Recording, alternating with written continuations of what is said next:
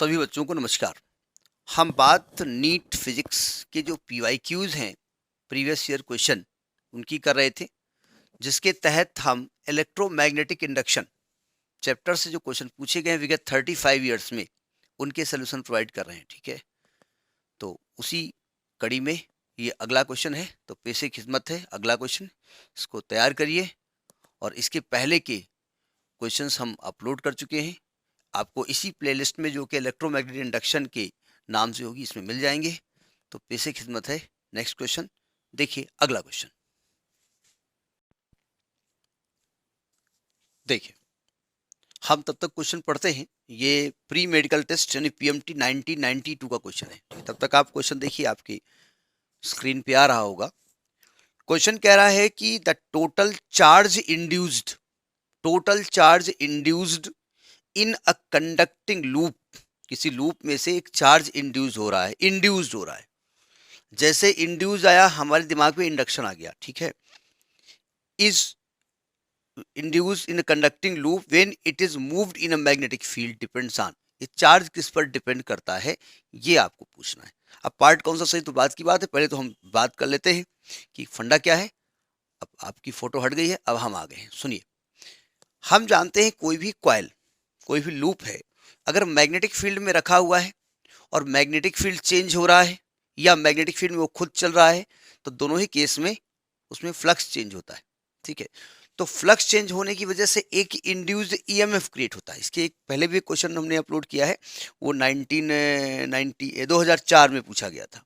ये 1992 का क्वेश्चन वही है, घुमा के पूछा गया है। ठीक है, तो हम जानते हैं कि इंड्यूस्ड ईएमएफ जो क्रिएट होगा वो minus delta phi upon delta T होता है। फाई भी लिख सकते हो। माइनस के लिए इंडिकेट करता है कि वो उस इंडक्शन का अपोज करता है। अपोज कैसे करता है, अगर हम मैग्नेटिक फील्ड घटाएंगे तो बढ़ाने की कोशिश करेगा, बढ़ाएंगे तो घटाने की कोशिश करेगा। तो किसी भी लूप के पास मैग्नेटिक फील्ड को बढ़ाना या घटाने का एक ही तरीका होता है, उसके पास खुद का मैग्नेट तो होता नहीं जेब में, वो अपने करंट को फ्लो कराता है, अपने चार्ज को इंसर्ट करता है कि आप ऐसे फ्लो होइए, कि ऐसे करंट फ्लो करिए कि जो चेंज हो रहा है उसको अपोज करिए। ठीक है, और आपने पढ़ा है कि अगर करंट ऐसे फ्लो रही है, राइट हैंड की उंगली को ऐसे करिए, ऐसे फ्लो हो रही है, जैसे उंगली इधर मोड़ रही है, तो अंगूठा होता है वो करंट की डायरेक्शन को बताता है, सॉरी मैग्नेटिक फील्ड को बताता है। और अगर करंट ऐसे फ्लो हो रही है तो अंगूठा जो है इस डायरेक्शन में मैग्नेटिक फील्ड को बताएगा। इस डायरेक्शन मतलब नॉर्थ, अंदर की तरफ जा रहा है। ठीक है, तो हम जानते हैं ई एक्चुअली में पोटेंशियल होता है, तो V बराबर आई आर होता है, तो I R is equal to, minus हटाए दे रहे हैं क्योंकि माइनस को डायरेक्शन बताता है। अब यहाँ चार्ज की बात कर रहे हैं, तो charge Q upon delta T होता है, into R is equal to delta phi upon delta T. अब आप कहेंगे साहब Q अपान टी होता है, डेल्टा क्यों लिखा? बस जितने टाइम तक फ्लक्स चेंज हो रहा है उतने टाइम तक चार्ज के बारे में बात करें ना, तो ये कट गया, तो Q बराबर क्या हो जाएगा, डेल्टा फाई अपान आर। तो एक्चुअली में ये फार्मूला आया, तो आर तो उस सर्किट की खुद की प्रॉपर्टी है। भाई जो सर्किट आपने लिया, लूप लिया है, किसी तार का बना होगा, किसी मेटल का बना हुआ है, तो मेटल का रेजिस्टेंस होना वो उसकी प्रॉपर्टी है। तो आर पे क्या डिपेंड करेगा, ये डेल्टा फाई पे डिपेंड करता है। डेल्टा फाई बोले तो चेंज इन फ्लक्स, कौन सा फ्लक्स, इंड्यूस्ड फील्ड, फील्ड के इंडक्शन की वजह से, सॉरी फील्ड के चेंज की वजह से।